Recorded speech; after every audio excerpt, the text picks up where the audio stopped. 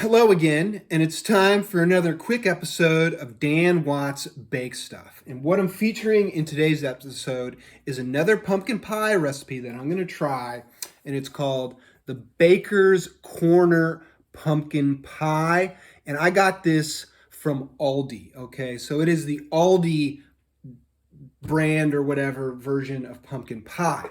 And I'm not going to do the whole thing where I mix all the ingredients and make the crust and all that. You've seen that before. You can check my Dan Bake Stuff playlist if you want to see me go from start to finish on making a pumpkin pie. The focus of today's video is just to compare this Baker's Corner pumpkin pie to your typical Libby's pure pumpkin pie. All right? So that's going to be what we're doing today. Before I try the pie, what I want to quickly discuss is the differences between these two recipes, the Baker's Corner and the Libby's, the popular Libby's pumpkin pie. And the recipe in these are pretty much the same, except there's one difference in the spices. The Baker's Corner pumpkin pie calls for a half teaspoon of nutmeg, while the Libby's pumpkin pie calls for a quarter teaspoon of ground cloves. So there's nutmeg in the Baker's Corner pumpkin pie, and then there's cloves in the Libby's pumpkin pie, but no nutmeg.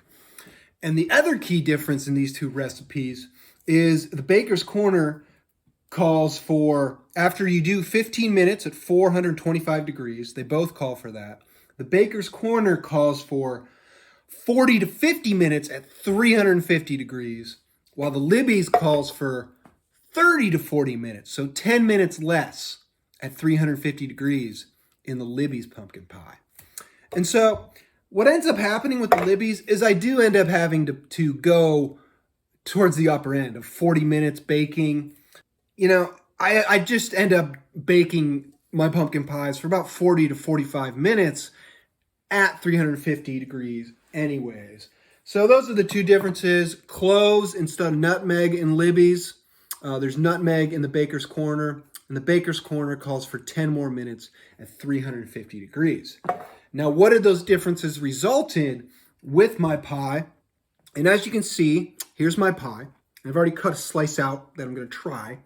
We're going to save that. But I feel like the crust baked a little bit more. It's pretty dark. It's pretty crispy. Flaky crust compared to what I usually get. So that extra baking time really added more to the crust. Oddly though, on the bottom of the crust, it didn't seem to bake nearly as well. And I added the normal 4 tablespoons of water that I did. So the crust ended up a little softer on the bottom than I'm used to, than I'd prefer. But the top of the crust definitely went darker and flakier and crispier than what my pies usually do. As for the filling itself, it's got more, this Baker's Corner pumpkin, I feel like it's a little bit more gelatinous. Like, I don't know how to describe it. It's like solid, but kind of like wobbly. That's my thoughts on the filling after it all turned out. So those are the differences when I have this completed pie here. Isn't that nice? Now let's get to the part that you're all waiting for. I'm actually going to try the pie, okay? And as I said, the crust is pretty crispy on top. It's a little soft on the bottom. And I've got sort of like a wobbly, gelatinous filling. It's not like as solid as my Meyer filling, but it's not as sort of soft as the usual Libby's filling, I guess. It's kind of like an in-between texture to the filling. Enough of that. All right, let's try this thing. Let's take my first bite here.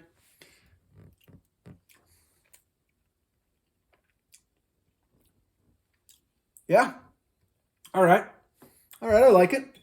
For being the Aldi brand pumpkin pie, I can't really tell that much difference between other pumpkin pies. I really love the combination of spices.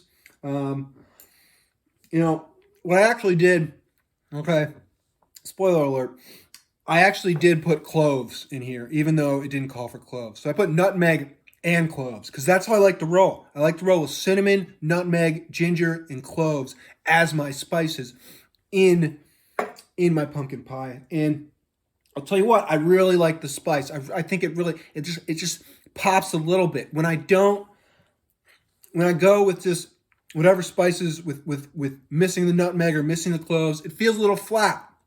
But with both the nutmeg and the ginger and the cloves and the usual cinnamon, I really like that. So overall, I'm pretty happy with this Baker's Corner. You might think of Aldi as more of a knockoff brand, a little cheaper, but it's still pretty good. I think it holds up well to the Libby's Pure Pumpkin. So I'm pretty happy with how the Baker's Corner from Aldi turned out compared to the Libby's Pure Pumpkin. And what I'm going to do is I'm going to eat the rest of these pies. I'm eating like a whole quarter of this pie at one time because I just ran 17 miles. I'm training for a marathon, and I just ran 17 miles, and I'm really freaking hungry. So I'm going to eat all this. All right? Thanks for watching. Might be more pie videos. I don't know. I just kind of do these once every now and then, but like, subscribe, all that. I'll see you later, folks. Bye.